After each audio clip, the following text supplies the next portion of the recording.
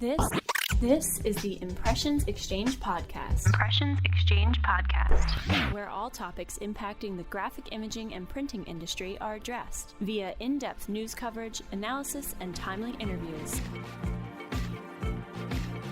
Hi, everyone, and welcome to another episode of Impressions Exchange Podcast. I'm Ashley Roberts, Managing Editor of the Printing and Packaging Group at NAPCO Media.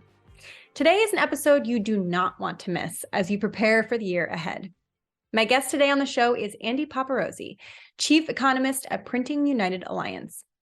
Andy shares the key aspects affecting the printing industry and what print service providers, or PSPs, should anticipate, as well as some of the opportunities that PSPs could take advantage of this year, some of the challenges they might face, and how they can prepare. Hey, Andy, thank you so much for joining me today. Oh, it's my pleasure, Ashley. Thank you for having me. Yes, always. I always enjoy having you on podcasts, webinars, videos, anything. So much appreciated. Thank you much. So let's talk about the state of the industry. Mm-hmm. So, what are some things that could affect the printing industry that print service providers should anticipate this year? Well, actually, I would certainly expect the challenges of 2022 to continue, particularly through the first half of the year. I would expect cost inflation and supply chain disruptions to moderate, but continue to pressure margins. And I would certainly expect labor shortages and the cost inflation and the inefficiencies and disruptions they create to continue. But now we have to add the economy. And I think one indicator about the economy is all we need to follow. And that's what the Federal Reserve Board says and does. And very simply, when the chairman of the Federal Reserve Board says we have to slow the economy to cool inflation, and then he acts entirely consistently with what he's been saying, we would do well to listen. There's an old saying on Wall Street, don't fight the Fed because you're going to lose. And the difference between the Fed and every other economic forecaster on the planet is that the Fed can make it happen. And they are making it happen. They've raised interest rates 7 times in 2022. And all their actions indicate that they are determined to slow the economy. That matters to our industry. Because if one thing hasn't changed about our industry, it's our dependence on the economy. And what I emphasize in State of the Industry reports is it doesn't matter whether the slowdown ahead is going to meet the official definition of a recession. What we do know, and what does matter, is that it will be significant because the Fed needs it to be.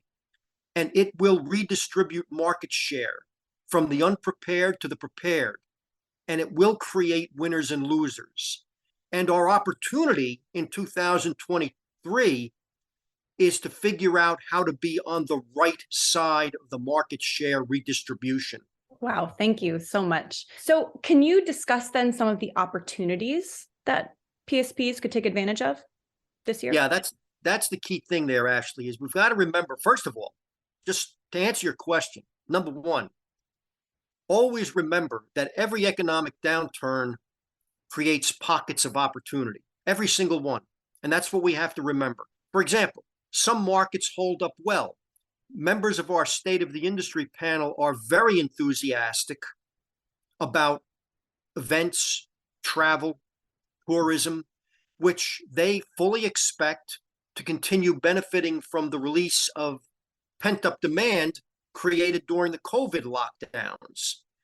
And to put it bluntly, there will be opportunity to capture market share and talent from companies that either retreat into survival mode or fail, and many will fail this year. And I want to share a particularly telling result of our 2022-23 State of the Industry survey. Our survey included 336 companies from across our industry: commercial printers, graphic and sign producers, package printers, converters, apparel decorators, functional printers, very diverse group. Annual sales ranged from less than 250,000 per year to more than 400 million per year. And from the top line, everything looked great. The sales numbers were off the charts. For our survey group as a whole, sales increased 14.4% on average last year, with 3/5 growing at least 10% and nearly 2/5 growing at least 20%. And I've been doing this for nearly 40 years, and I have rarely seen sales growth rates that strong. The problem is with growth, the issue is quality. Is the growth reflecting increases in production, or is it reflecting cost pass-through? And is the growth profitable growth? Are the companies that are growing the top line also growing the bottom line? So when you start to look below the bottom line, things look somewhat different. And as we went below and we looked at costs and profitability, we found that much of that strong top line growth was simply due to cost pass-through. Costs rose sharply across the board last year. And for most of the year, print service providers were able to pass those costs along as higher prices. Now, when you correct sales for those price increases, you find that real, or in what we call real inflation-adjusted sales, a measure of production of real growth, increased a solid but unspectacular 2.2%. And for many, growth never made it from the top line to the bottom line, while nearly 3/4 of our State of the Industry panel increased sales last year. Less than half were able to increase profitability. And so what we did was ask that minority who did increase profitability last year. They didn't simply grow, they grew profitably. We asked, how did you do it? And this is where I was very, very surprised, actually. They didn't talk about some secret sauce. And they weren't in a particular company size category or geographic location or segment of the industry. Instead, this minority that was able to grow profitably last year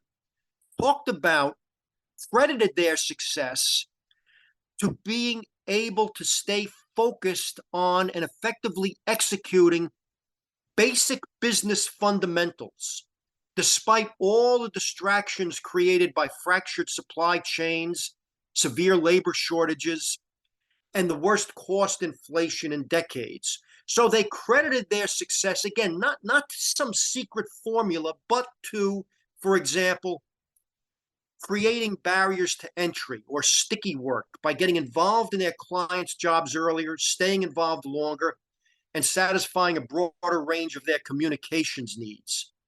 By creating pricing power by focusing on added value and developing niches. They talked about tighter cost management, paying closer attention to everything, every little thing that affects profit. They talked about focusing on profitable, high value added work, brand enhancement, particularly by marketing value created for clients rather than just capabilities and features. Of course, they talked about efficiency, getting more productive economy-wide through prudent capital investment and also through just more effective management of processes from job entry all the way through billing and corrections. And they also talked about pursuing opportunities that best matched their capabilities, circumstances, and resources. That is not just diversifying, but diversifying profitably. And I thought that was very interesting that they focused on, and they said that, we were able to grow profitability last year despite everything happening by staying focused on and effectively executing those basic business fundamentals. That's really fascinating. So, you know, that poses to me the question or the thought, and I could be wrong because, I don't obviously know this as well as you do. Does that mean that, the companies that maybe were trying to diversify too much and just throw everything at the, at the wall to see what sticks and not really, bearing down and focusing on the things that they can do and do well for their customers, that it's those people who were able to do that, who were able to take their capabilities, go to their customers and give them high quality print? Is that kind of, what happened a little bit? It's exactly what happened a lot. You Okay. have it absolutely right. And I see that all the time in our industry. As I said, there's a big difference between diversifying and diversifying profitably. And what these companies are able to do is they're able to identify what really is an opportunity for them, given their specific resources, capabilities, and goals. Doesn't matter how much buzz it's creating in the industry, doesn't matter who's doing well with it.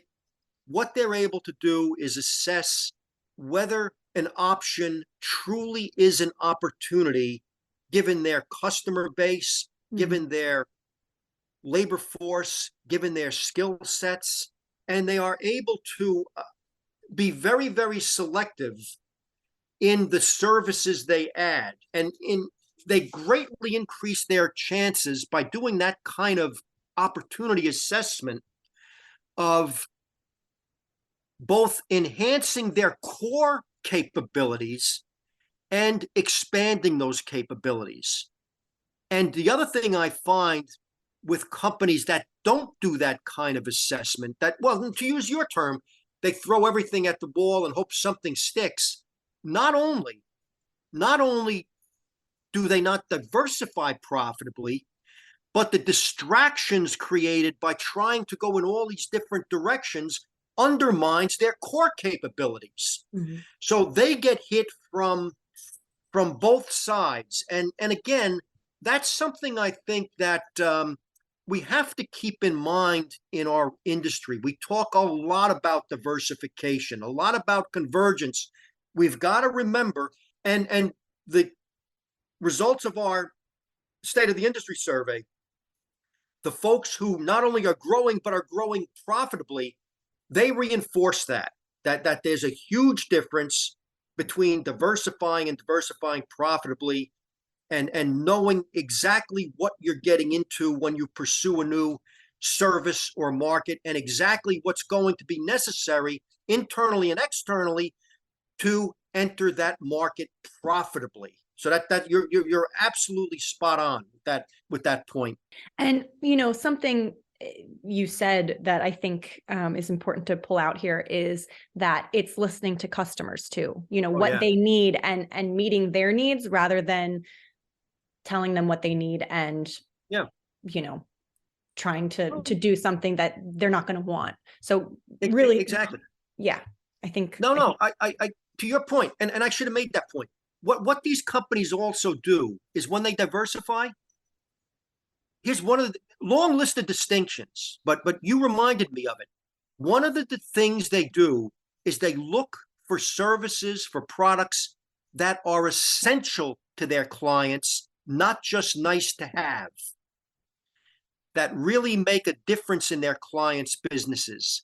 That, again, there's a big difference between offering a client that's something that's essential, that helps them be more profitable, and something that's, oh, that's nice, but you know what? I can live without it for now. They absolutely make that distinction. So something that we've definitely touched on, but I think a follow-up to the opportunities that exist are challenges. So based on your research and what you've been seeing, what are some of the biggest challenges that print service providers might face this year, and how can they prepare? Well, certainly, as I mentioned, the kinds of things we saw in 2022, the cost inflation, the labor shortages, the material shortages, the supply chain disruptions that caused so much disruption last year will continue at least through the first half of 2023. I fully expect cost inflation will moderate as the economy weakens, but it will continue to pressure margins, especially, and I think this is something that will be different this year from last year. Last year, as I mentioned earlier, our industry had generally a good level of success passing operating cost increases on to clients.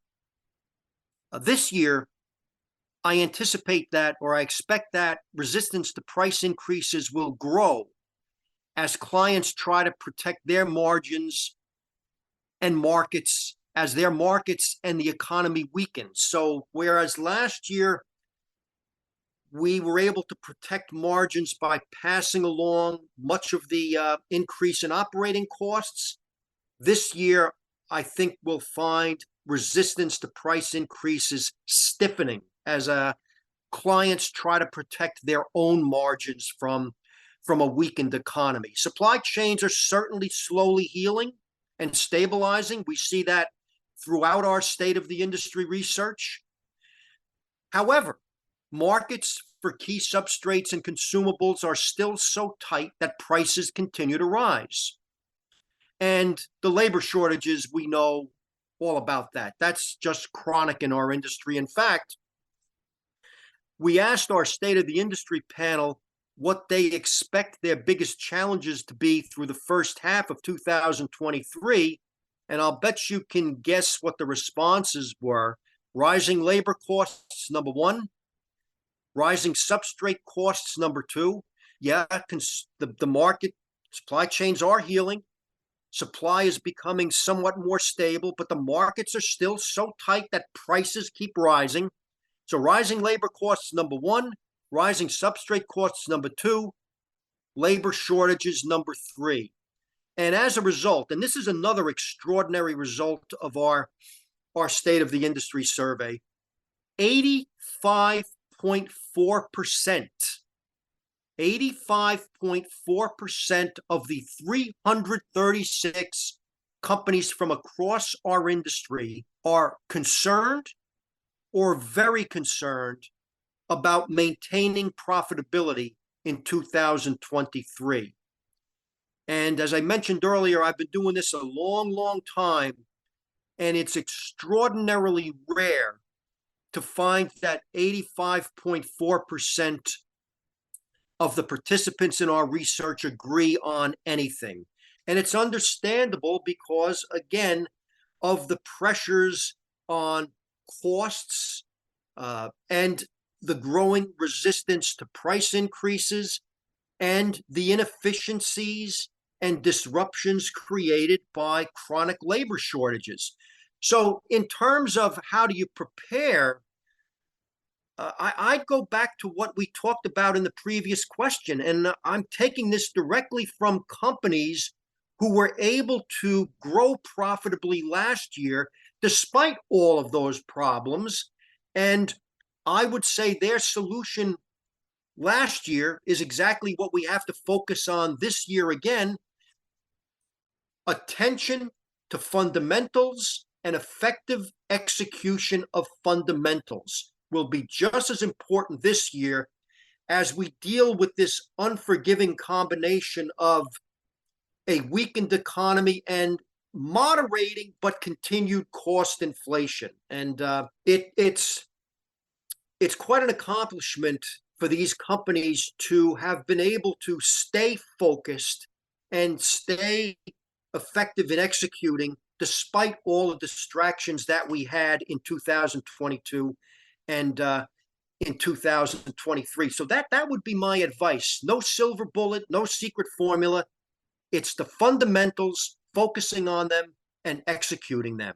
I don't think there's a more effective strategy. And you can read all about the fundamentals in the 2022-23 State of the Industry report. And I do want to get into that, where listeners can find that. But I want to touch on the 85.4% that you mentioned and how that's rare. So for, obviously, again, ignorance here. This is your wheelhouse, and I definitely don't understand everything as much as you do, obviously, but we went through a pandemic. And so to me, that's just so interesting that, this is the highest that you've ever seen people concerned about maintaining profitability, even more so than in the early days of the pandemic. Is that accurate? Yeah, it is. I mean, the early days of the pandemic, remember, we had a lot of help during the pandemic. We had the Paycheck Protection Program, and we certainly didn't have anywhere near we basically had no cost inflation to speak of. And now all of a sudden, as we moved into 2022, we had these extraordinary supply chain disruptions, things that we never had to deal with before, these fractured supply chains, where all of a sudden something that was sort of an afterthought, just in time ordering. We wanted paper, we wanted vinyl, we wanted a substrate, and we could pretty much be sure we could get it when we wanted it at a stable price. All of a sudden, that changed dramatically because of the disruptions created by COVID that didn't show up until after COVID. Right. And then the extraordinary disruptions created by labor shortages. Well, we didn't have, during COVID, we weren't doing a real lot. Now, all of a sudden, we're trying to get back to growing and reopening our businesses. And now we're dealing with these fractured supply chains, and we're dealing with these extraordinary labor shortages economy-wide.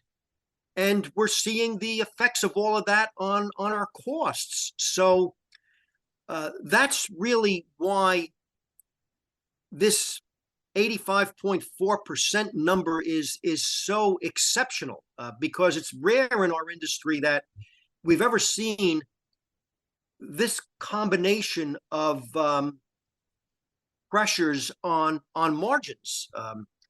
Even during the financial crisis of 2008 through 2010, which was a deep recession, but much deeper than I think anything that would ever happen in 2023.